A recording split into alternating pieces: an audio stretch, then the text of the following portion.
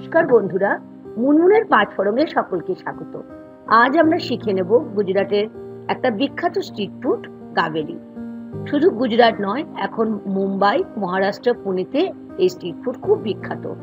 বাড়িতে খুব সহজে দাবেলির মশলা কিভাবে বানিয়ে নিয়ে আমরা দাবেলি বানাবো তার রেসিপি আজকে আমি আপনাদের সঙ্গে শেয়ার করব।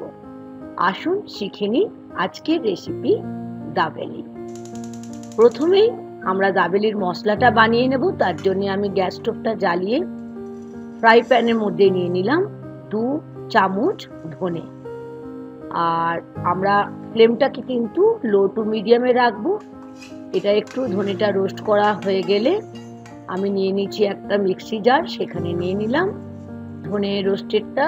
তারপরে নিলাম 1 চামচ জিরে। জিরেটাও একইভাবে আমরা লো টু মিডিয়াম ফ্লেমে বেশ ভালো করে রোস্ট করে, যে মিক্সি জারের মধ্যে ধনেটা রেখেছিলাম সেখানে জিরেটাও রোস্ট করে নিয়ে নিলাম। তারপরে আমি নিয়ে নিচ্ছি এখানে একটা তেজপাতা। তেজপাতাটাও একটু রোস্ট করে আমি নিয়ে নিলাম মিক্সি জারের মধ্যে। আর এখন আমি এখানে কিছু গরম মশলা ব্যবহার করছি। তার মধ্যে 2টো এলাচ, একটা দারুচিনি আর 4 থেকে 5টা লবঙ্গ। আর তার সাথে নিচ্ছি 10 থেকে 12টা গোলমরিচ। এই সব কিছু মশলাগুলোকে লো টু মিডিয়াম ফ্লেমে ভালো করে রোস্ট করে আমি নিয়ে নিচ্ছি মিক্সির জারে। আর তার সাথে নিচ্ছি 1 চামচের মতো মৌরি, সেটাকেও ড্রাই রোস্ট করে নিলাম। আর এখানে নিচ্ছি 4 থেকে 5টা রেড চিলি রোস্ট করে নিয়ে নিলাম। আর এখানে 1/2 চামচ হলুদ নিলাম। আর নিচ্ছি ড্রাই ম্যাঙ্গো পাউডার, যেটা হচ্ছে আমচুর। আপনারা এখানে নারকোল, শুকনো নারকোলও 1 থেকে 2 চামচ ব্যবহার করতে পারেন। দেখুন কি সুন্দর দাবেলি মশলা আমাদের বাড়িতেই তৈরি হয়ে গেল খুব সহজে। এরপর আমরা তৈরি করব তিখা, মানে একটু ঝাল চাটনি। তাই এখানে আমি 4 থেকে 5টা শুকনো লঙ্কা জলে ভিজিয়ে রেখেছিলাম। আর নিলাম 1/2 কাপের মতো রোস্টেড বাদাম। আর নিলাম 1/2 চামচের মতো লাল লঙ্কার গুঁড়ি। আর লবণ নিলাম স্বাদ মতো। আর চিনিটা কিন্তু আমাদের অবশ্যই 1 চামচ নিতে হবে, তা না হলে খুবই ঝাল হয়ে যাবে, খাওয়াটা খুবই কষ্টদায়ক হবে। দেখুন কি সুন্দর আমাদের দাবেলি বানাবার ঝাল চাটনি সেটা বানানো হয়ে গেল। আর দাবেলি মশলা তো আমি আগেই তৈরি করে রেখেছি। এখানে আমি 1 চামচের মতো দাবেলি মশলাটা মিশিয়ে নিচ্ছি, যে লঙ্কা যে চাটনিটা বানালাম। আর তার সঙ্গে নিলাম অর্ধেকটা লেবু। লেবুটা কিন্তু খুবই দরকার, তবেই খাট্টা মিঠা একটা যে স্বাদ সেটা আসবে। আর এখানে আমি নিয়েছি 1 চামচ বাদাম তেল, বেশ ভালো করে মিশিয়ে নিলাম। এখন আমি এই বাদামের একটা মশলা বানাবো। এটার জন্য আমি 1/2 কাপ নিলাম রোস্টেড বাদাম। তার সঙ্গে দাবেলি মশলা 1 থেকে 2 চামচ নিয়ে নিলাম। আর নিচ্ছি লাল লঙ্কার গুঁড়ো, এটা কিন্তু ঝাল নয়, এটা হচ্ছে কাশ্মীরি রেড চিলি 1/2 চামচ। আর নিলাম 1 চামচ থেকে 2 চামচ বাদাম তেল আর লবণ।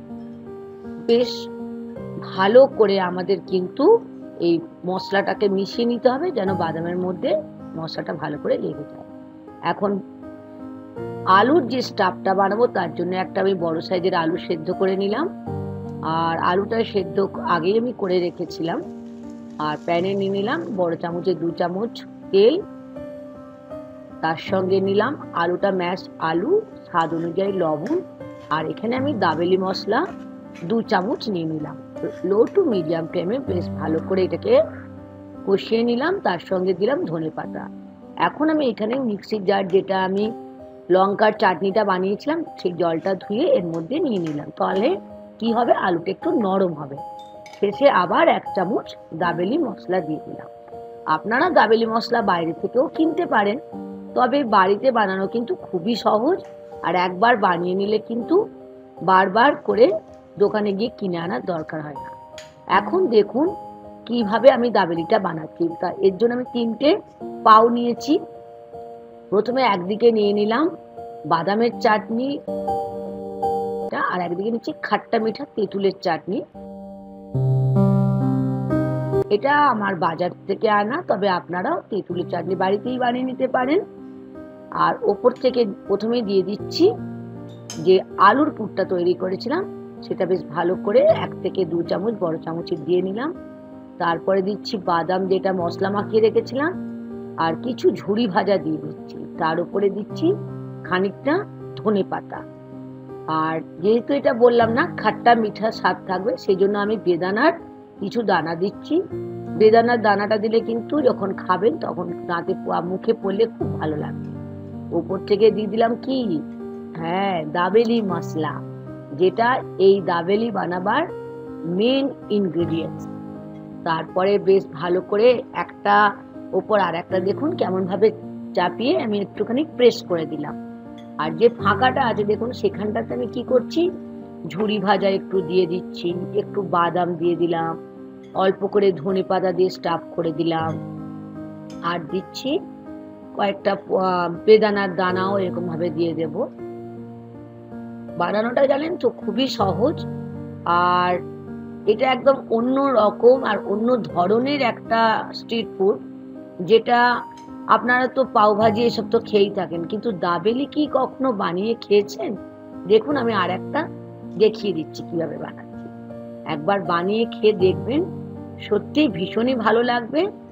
আর সকলেরই খুব পছন্দের একটা ইভিনিং স্ন্যাক্স এটা কিন্তু আপনারা বানাতে পারেন।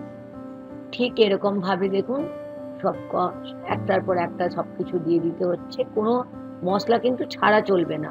আর দাবেলি মশলা তো অবশ্যই দিতে হবে। আর বন্ধ করার পরে কিন্তু সাইডটাতে আরেকটু বেশ চেপে চেপে একটু আলুর পুরটা দিতে হবে। তারপরে যে ঝুরি ভাজা, ধনেপাতা, এগুলো একটু প্রেস করে ভেতর দিকে দিয়ে দিলে কি হবে, তাহলে পুরো ভেতরটা একদম ভরে থাকবে, খেতেও খুব ভালো লাগবে।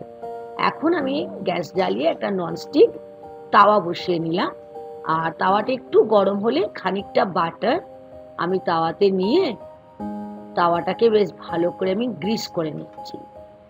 আর আমি এখানে বাটারের সঙ্গে অল্প দাবেলি মশলা আর অল্প রেড চিলি নিয়ে নিলাম, তাহলে টেস্টটা খুব ভালো হবে। আপনাদের যদি ইচ্ছে না হয় নাও নিতে পারেন, বাটার দিলেও হয়ে যাবে।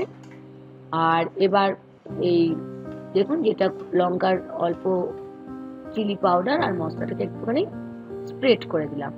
এখন যে দাবেলিগুলো বানিয়ে রেখেছি পাউগুলো, সেগুলো আমি একটা একটা করে বাটার মশলা মাখানো বাটারের মধ্যে সাজিয়ে দিচ্ছি। কি দেখে মনে হচ্ছে তো বানিয়ে খেতে হবে? অবশ্যই বানিয়ে খাবেন, ভীষণই টেস্টি, খেতেও কিন্তু দারুণ লাগবে। খুব সহজেই দাবেলি মশলা বানিয়ে আর দাবেলি বানিয়ে খান। সন্ধেবেলায় কোনো বন্ধু বান্ধব এলেও তাদের সাথেও শেয়ার করতে পারেন। শুধু বাইরের থেকে আপনাদের যেটা আনতে হবে পাউটা। কেমন লাগছে দেখতে? খুব ভালো লাগছে না? আমাদের দাবেলি রেডি হয়ে গেছে। আশা করি আজকের রেসিপি খুব ভালো লেগেছে। ভালো লাগলে বরাবরের মতো আমাকে লাইক আর শেয়ার করতে আমার চ্যানেলটিকে ভুলবেন না। আর নতুন বন্ধু হলে অবশ্যই সাবস্ক্রাইব করে নেওয়ার অনুরোধ থাকলো। আজ এই পর্যন্ত। Thank you.